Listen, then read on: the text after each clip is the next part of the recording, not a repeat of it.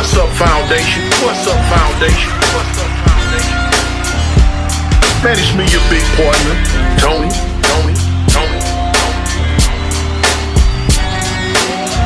Man, God been working on me, man, since I was born. And don't forget, man. I represent Jesus Christ.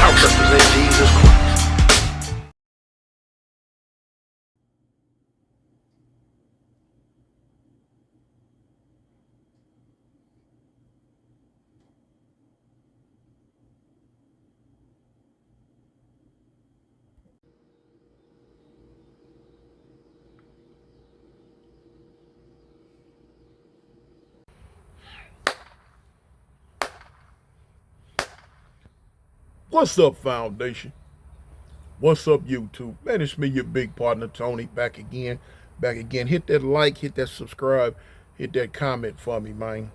Share the video to Facebook. That's what I be needing. Y'all share it to your Facebook friends. But anyway, before I get started, it was if I'm not mistaken, it was a young lady in my comments yesterday from my video about Big Loose Booty. Now, of course, that was just the name I gave the person, Loose Booty. I didn't use the real name.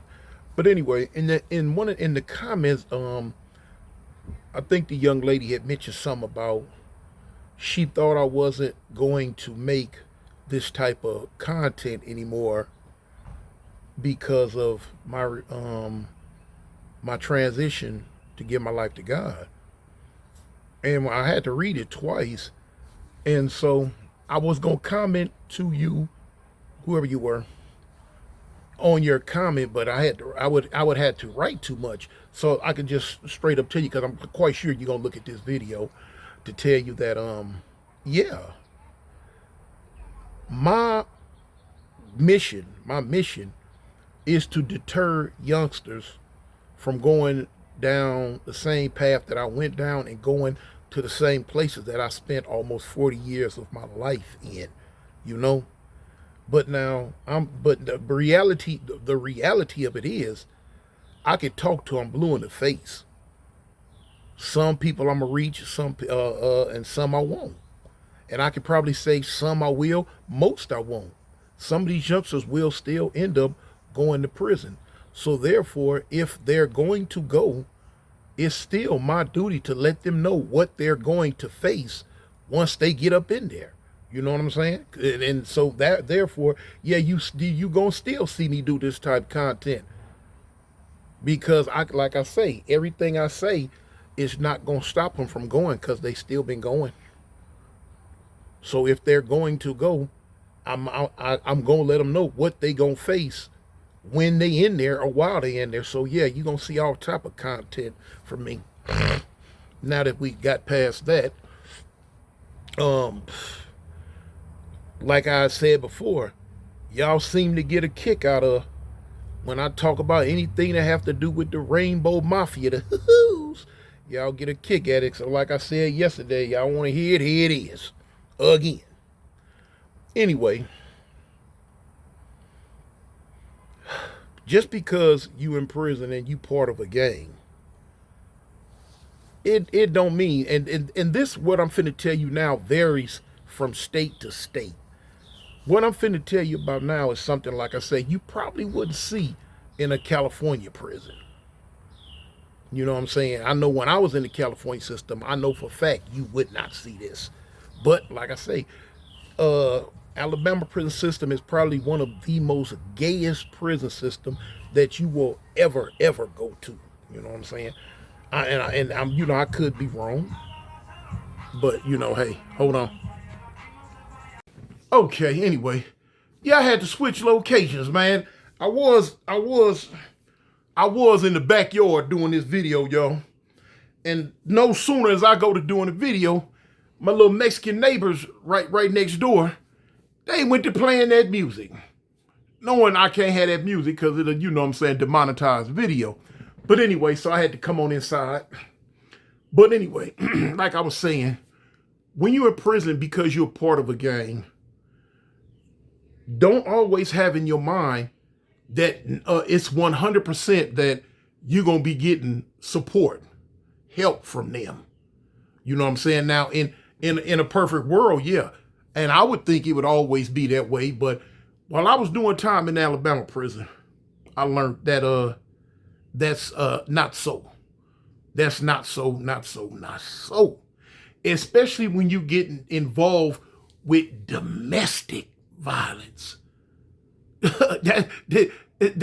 Imagine hearing the word in prison, domestic violence. Now, for y'all who don't know, I know a lot of times if y'all be watching YouTube Cop Cam or whatever y'all be watching, domestic violence is when a man and a woman, or let's say two lovers, get into it and start hitting on each other and fighting and fussing and doing all that. You know what I'm saying? Somebody gonna call the police and somebody gonna get a what they call a DV charge, domestic violence charge. In the Alabama system, I learned quick not to get involved with domestic violent cases. You know what I'm saying?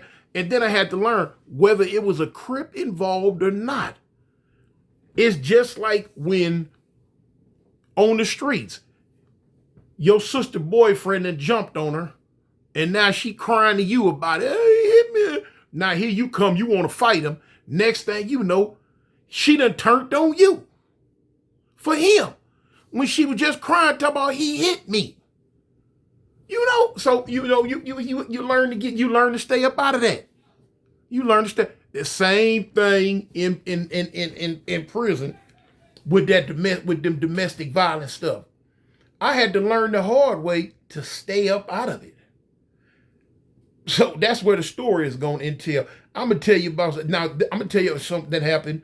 This is way after I learned to stay up out of it. Just tripped me out, man. It tripped me out. You know, hold on. It tripped me out. So look,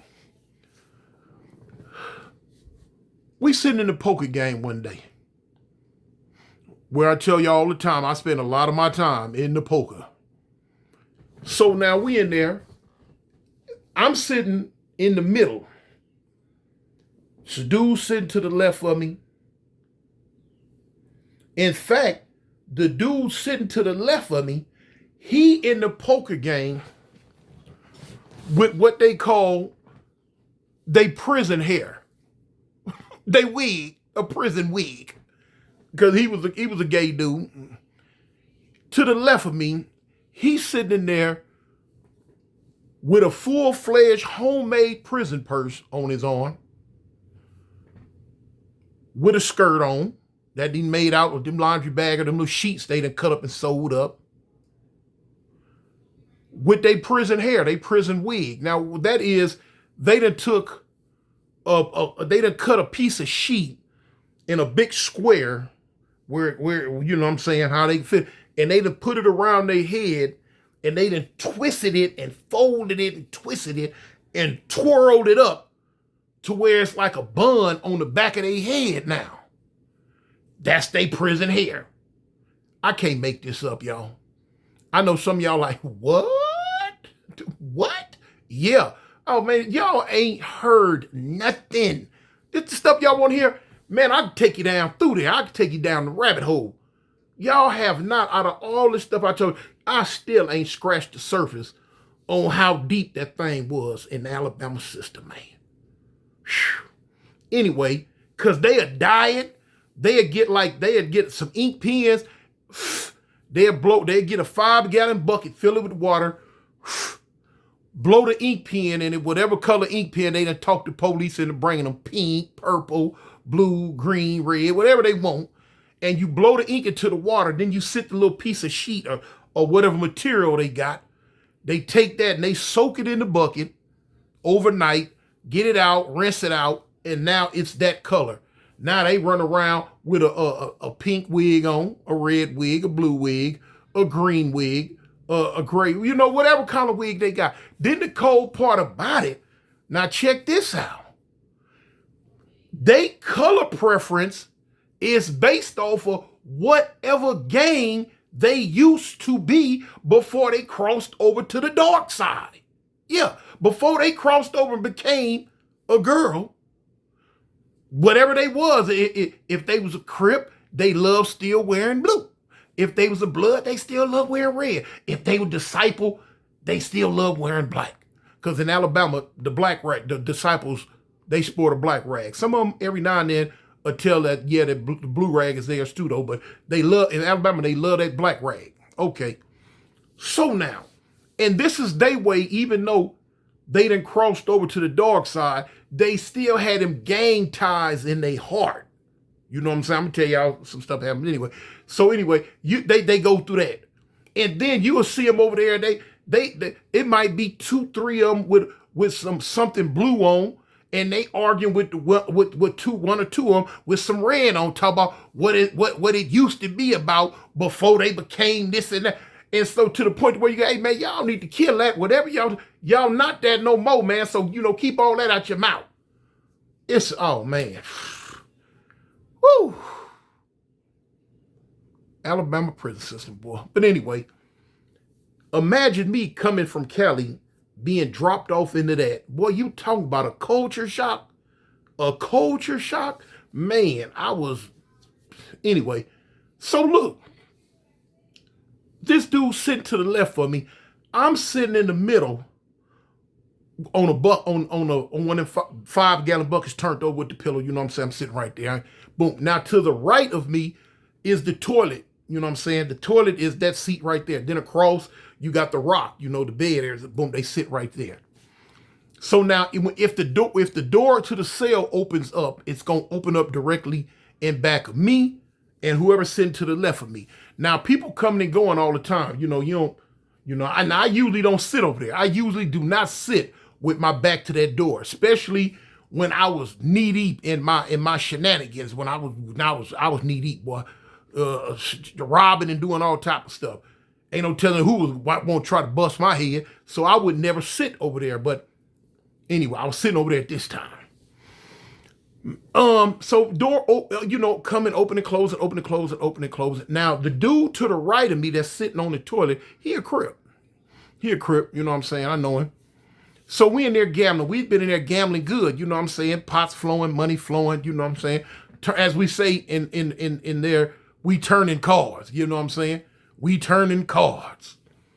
The door opened up and people come in. So now, and it opened up one time and I heard this real high screech feminine voice. Now, the boy came in and said the dude's name. I don't want to say his name. So I'm going to call him Rex. Rex. I real high, but Rex, you better come out of here right now. I told you come back to the cell.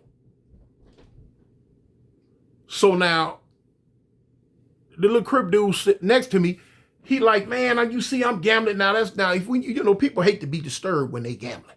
So he like, man, you see me, I'm gambling. I told you I'm come. So, high squeeze voice, you better come on. All right. So now, about 10 minutes go by. We still gambling. So the fruit bat came back in again. Rex, you better come on. I'm telling you now. I'm sick of waiting on you. So Rex like, let me tell you something. B, B-I-T-C-H. Let me tell you something, B. I said I'm going to come. When I'm coming, I'm telling you, you mess me up. I'm trying to. So, they argue. He like, man, F that gambling. Woo. So the house man, he gotta, because everybody looking at the house man like, hey man, you gonna run old boy up out of here, man? What's up, man? Woo. We trying to gamble because this is really busting up the mood. So the house man like, hey, he'd say the boy name, I'ma call the boy PP. That ain't name but PP. PP, go, you gotta go on up out of here. So your man gonna come in a minute, your man be down in a minute. No, he need to come now, cause I'm sick of this whoop wop wop when he's sick of every time I turn around, he down the tier creeping with this other B. B-I-T-C-H. So now see now here it is. Now This is a domestic dispute. PP, the boy, he mad at Rex, the so-called man, because he know Rex is creeping with another boy in the block. You see this all the time, man. You see, boy, look here. This is the #1 case for domestic disputes and violence. When they go to having these adulterous, they cheat. They go to cheating on each other.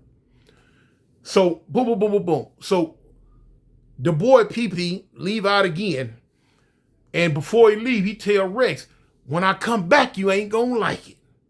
All right, all right, cool.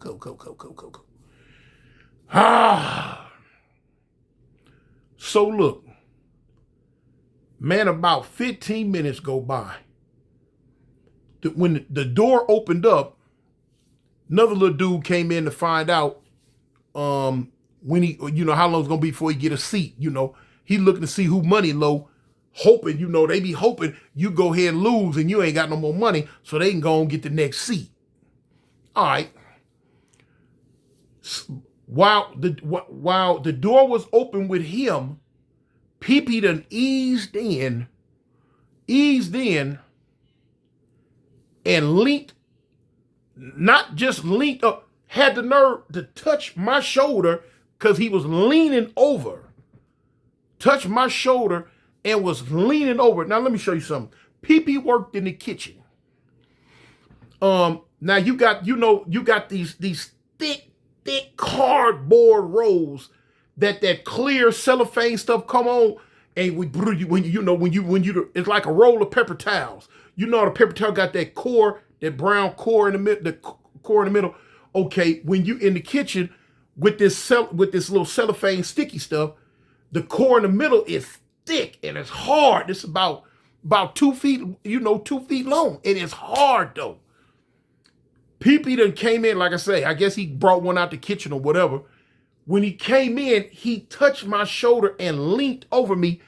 And because when he touched me, I jumped. And when I looked, all I heard PP say was, "MF, didn't I tell you to bring your ASS up out of here?"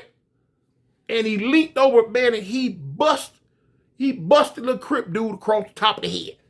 Wow! It said, "Gunk." Oh my God, boy. He cocked back and popped him again. Pop. Oh my God. He jumped up and stood up, and he like, "Man, what you doing, man? What you doing?" Of course, the hardcore, it wouldn't bust his head, but it'll hurt real bad. You know what I mean? It just hurt real bad.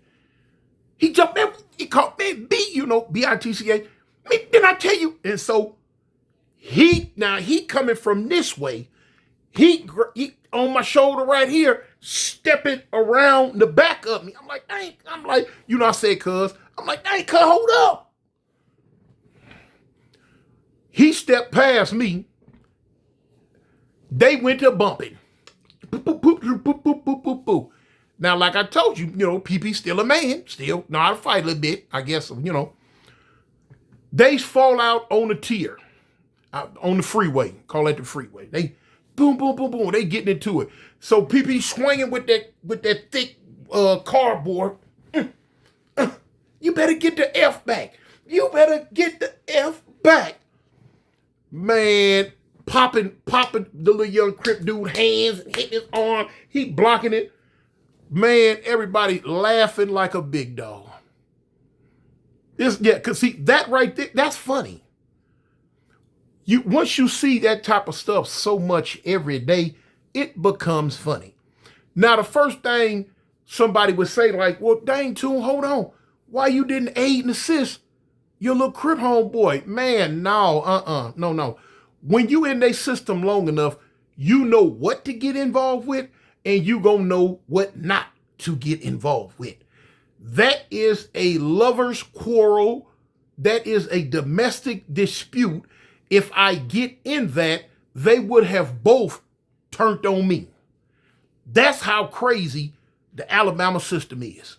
Just like that. You know what I'm saying? They did whatever they did. Poop, pop, pop, poop, pop, pop, bam. The little young Crip dude, he ended up grabbing the boy, dragging him back to the cell. Boom, they slammed the cell door. And we didn't see them till way later on that night. I didn't see the little youngster till way later on that night. And, and it ain't everyday normal thing in there. Everyday thing, man. Everyday thing. Ain't nothing. You might see the boy with a black eye. You might see him with a black eye. You don't pay no attention to it. You don't get involved with it. You're like, oh man, that's them. You can hear them arguing, at night when it's quiet. They in the cell fighting and arguing. Yeah, because they live together. Now, the first thing, I know a lot of y'all gonna say, hold on, Tone. Man, that went on that dude. How is he cripping and that? I'm gonna tell you again. In the Alabama system, that is not frowned upon. Believe it or not. Now, in Cali system, it would be a no-no all the way around the board. But in the Alabama system, you being in a relationship with another man, if you're playing the man role, you still in bounds. You have not went out of bounds. You still in bounds. I didn't make the rules there. That's just the way they played their game. So now, this is what I say to you youngsters to keep it in line with my mission. Do you really want to go to that type of environment? Huh? Do you really want to go to the type of environment where that type of get down is okay and you see it every day? You're around it every day to the point to where you calling another man sheep. Yeah. You around that type of mess all the time. You might be talking about something and when you talk about the other dude that's one of the Rainbow Warriors, you could be talking to one of your homeboys about something or whatever. Oh, you like, oh man, she be across that hallway, man, doing this and that. Oh man, she be over there, oh man, she be back, man. She went to the store. Oh man, she mad because I didn't feel like going to dinner. Man, she be tripping, man. But he talk about another man, y'all. He talk about another man. But it becomes the norm. The sickness will spread to everybody. Even if you're not involved with that type of lifetime, the sickness will spread to where you will be saying she.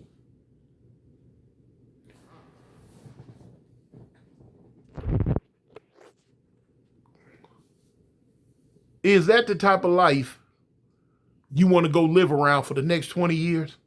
If it is, if you cool with it, hey, just keep doing what you do. Just keep doing what you do. And you can best believe Governor Kay Ivey, she got another bed for you in there. She don't mind putting you in there for a long time and throwing away the key. Hey, man, stop while you're here. In the meantime, man, tell the people you love them. And I'm your big partner, Tony, man. I represent Jesus Christ. And I want y'all to rep him too. I'm out.